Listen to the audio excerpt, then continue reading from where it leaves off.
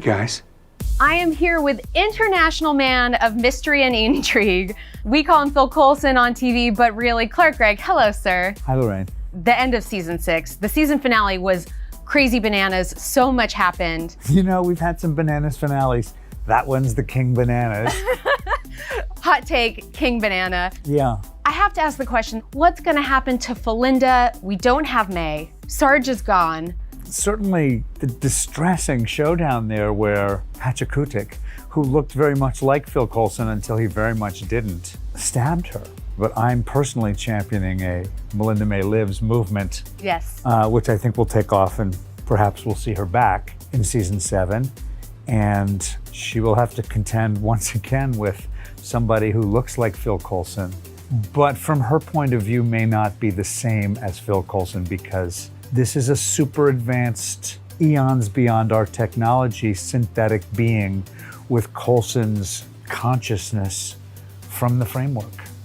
And that's such an interesting question, because how would Coulson feel about this other Coulson running around living his life, sort of? He's been very clear that this is not what he wants. Mm-hmm.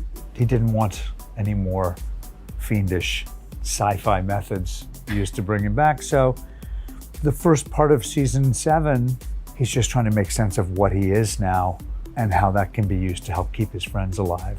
I guess the genesis of the show had to do with Coulson's mortality, and it's really become something at a certain point that they no longer shied away from, and it's really this character's essence at this point seems to be about having a difficulty dying. One of the cool things about this new Coulson, we'll call him, is that you kind of get to be a superhero. Coulson gets his superhero moment. What is it like for you to get to play a more indestructible Coulson? It's a great point.